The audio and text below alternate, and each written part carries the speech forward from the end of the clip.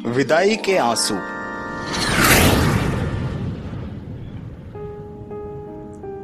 मेरी शादी को 1 साल हो गया है और मायके वालों से दूर रहते हुए भी लगभग 1 साल। जब मेरी शादी तय हुई थी तो नए रिश्ते में बंधने की खुशी तो बहुत थी, पर घर छूट जाने का दुख भी कम न था। जब भी खाली बैठती घर वालों से दूर हो जाऊंगी ये सोचकर आंखें नम हो जाती थी। दिन तो खरीदारी और शादी की तैयारियों में कैसे बीत जाता पता ही नहीं चलता, पर हर रात यही सोचती शादी कुछ दिन टल जाए। ऐसे ही शादी के करीब 15 दिन पहले मैं शादी की कुछ खरीदारी करके घर वापस लौट रही थी तो पड़ोस की आंटी ने टोक कर बोला, माँ पापा को छोड़कर जा रही हो, कैसे रहेंगे तुम्हारे बिना।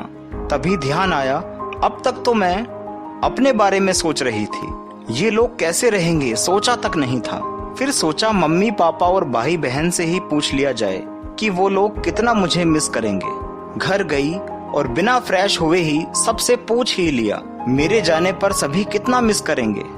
सबका एक सुर में एक ही जवाब था, मिस क्या करना, रोज फोन पर बात तो होती रहेगी हमारी। इस जवाब की तो कतई उम्मीद नहीं थी। सोचा था सभी मेरे इस प्रश्न पर भावुक हो जाएंगे, पर भावुकता दूर दूर तक किसी के चेहरे पर नहीं दिखाई दे रही थी। अब लगने लगा कि कहीं ये लोग विदाई पर नहीं रोए तो मेरी सबके सामने बेइज्जती हो जाएगी। इसीलिए सोचा पहले से ही पूछकर कुछ मामला क्लियर सेट कर लूं। फिर पूछ ही लिया, मेरी विदाई पर आप सब रोएंगे ना। फिर सबने एक ही सुर में उत्तर दिया, रोना क्या है, फोन पर तो बात हो ही जाएगी तुमसे। इस उत्तर पर तो मुझे सदमा लगते लगते रह गया। अब तो मुझे यकीन हो गया कि मेरे मायके वालों ने मेरी पूरी बेइज्जती करवाने की ठान ली है। क्या सोचेंगे लोग, मेरी विदाई का मेरे घर में किसी को कोई अफसोस नहीं है। नहीं, ऐसा नहीं हो सकता। चाहे कुछ भी हो जाए, चाहे नकली ही सही, मुझे अपने घर वालों को थोड़ा बहुत रोने के लिए मनाना ही होगा, क्योंकि मैं भी जिद्दी थी और सभी के सामने अपनी बेइज्जती होते नहीं देख सकती थी। शुरू कर दिया ड्रामा, एक से एक इमोशनल ब्लैकमेल। लेकिन थे तो मेरे घर वाले मुझसे भी ज्यादा जिद्दी। कोई भी टस से मस नहीं हुआ। ना रोने की जिद पकड़ ली थी तो बस पकड़ ली थी। खैर शादी का दिन आ गया, शादी भी हो गई। जिसका इंतजार था वह पल भी आ गया और मेरा ध्यान अपनी विदाई पर कम सबकी आंखों पर ज्यादा था। मम्मी की आंखों से आंसू निकलने ही वाले थे कि बहन ने आकर बोला, जल्दी चलो, तुम्हारे ससुराल वाले विदाई के लिए परेशान हैं। मैंने बहन से बोला कि विदाई तो होती रहेगी, पहले माँ की आंखों से निकलने वाले आंसू तो देख लेने दो। इस पर बहन ने कहा, तुम्हें यहाँ माँ के आंखों से आंसू निकालने की पड़ी है और एक मैं हूँ जो कभी भी नहीं चाहती कि माँ की आंख से आंसू आए। क्या डायलॉग दिया बहन ने, वो भी विदाई के समय।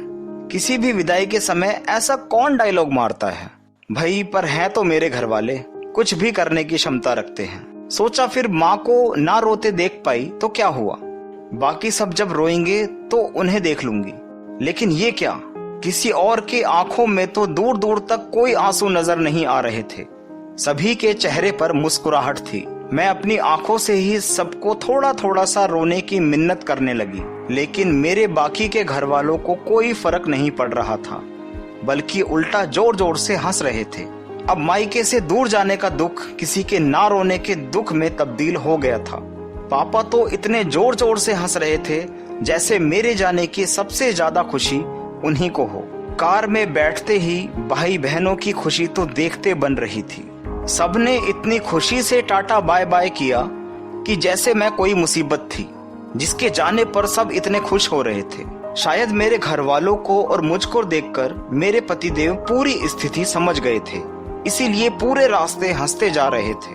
अब मुझे मायके वालों के साथ साथ उन पर भी गुस्सा आने लगा था। ससुराल पहुंची, सबका एक ही सवाल, तुम्हारी विदाई पर कोई रोया नहीं क्या। सभी मेरे मजे लेने में थे। जब अपना ही सिक्का खोटा निकले तो दूसरों से क्या शिकायत। पतिदेव तो जैसे मेरे पीछे ही पड़ गए थे। जब देखो तब एक ही बात रट लगाए रहते थे, तुम्हारे घर वाले तुम्हारी विदाई के समय ऐसे खुश हो रहे थे जैसे कोई बड़ी मुसीबत को घर से निकाल रहा हो। एक ही बात सुनते सुनते मेरा गुस्सा उन पर एक दिन फूट ही पड़ा। मैं थी अपने घर की मुसीबत, खुश हैं वो लोग मुझे विदा करके, ये मुसीबत अब आपके सर बंध गई है। और अब तो आपके पास विदाई करके छुटकारा पाने का जरिया भी नहीं है।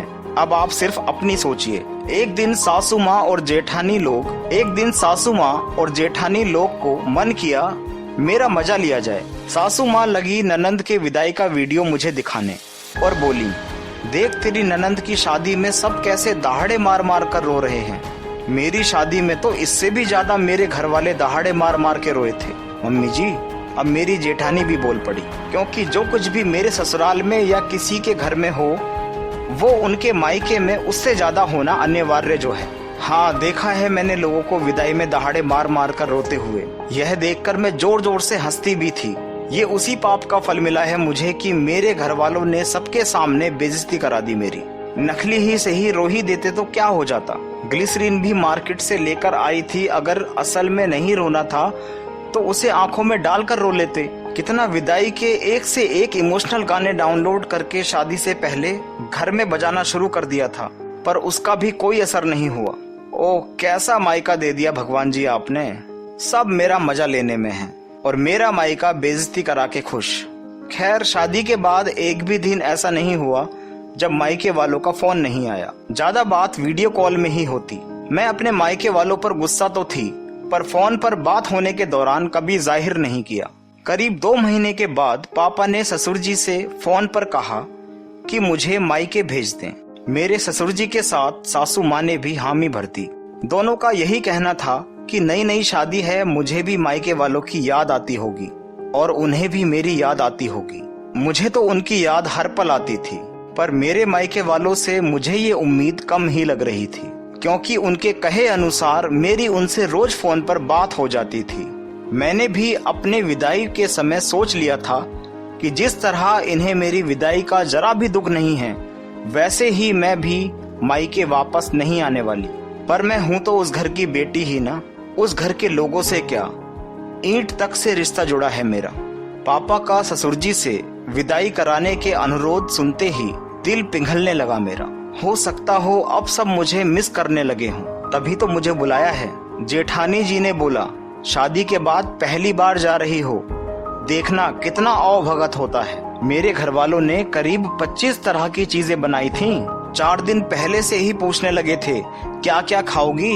मेरे मायके जाने वाला दिन आ गया, पर मेरे से किसी ने भी नहीं पूछा कि तुम्हें क्या खाना है। अब फिर से दिल बैठने लगा मेरा। मैं जाने के लिए चुपचाप अपना सामान पैक कर रही थी, तभी पतिदेव कमरे में आए और मेरे लटके हुए चेहरे को देखकर पूछा, क्या हुआ, उदास क्यों हो?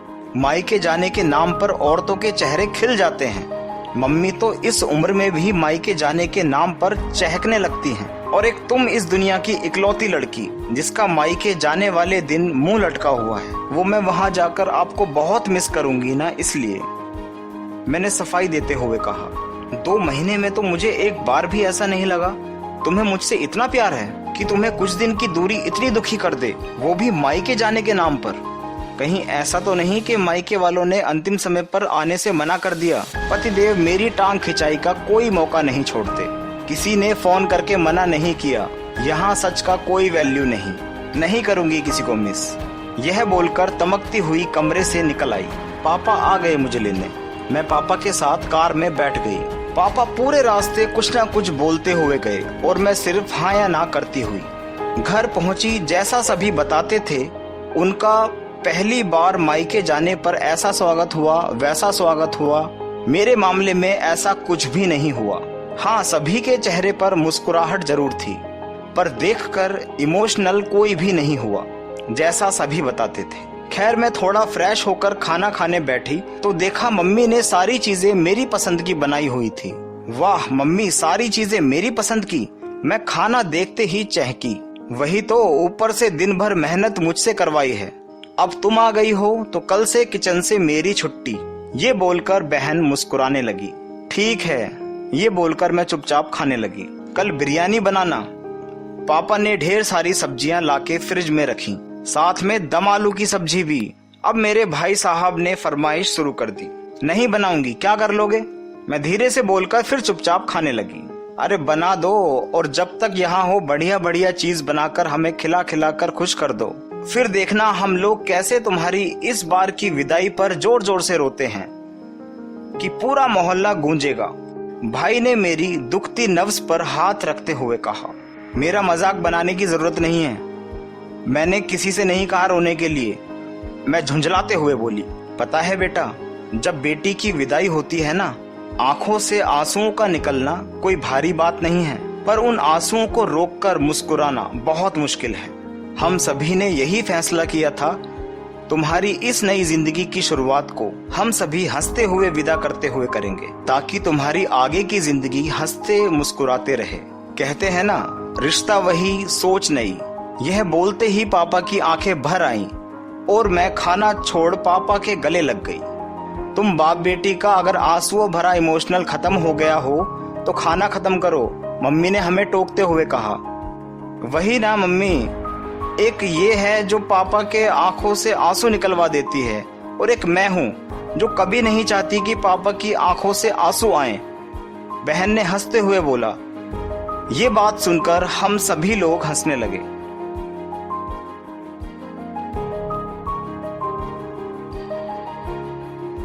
ये थी कहानी विदाई के आंसू, जिसे आप सुन रहे थे राहुल जजोरिया की आवाज में। दोस्तों, ये कहानी और ऐसी और भी कहानियों के लिए आपको सिर्फ प्ले स्टोर पर जाकर प्रतिलिपि FM टाइप करना है और आप इसको इंस्टॉल करके ढेर सारी कहानियाँ सुन सकते हैं और उसके बाद लॉगिन करके आराम से अपना समय एंजॉय कर सकते हैं। शुक्रिया।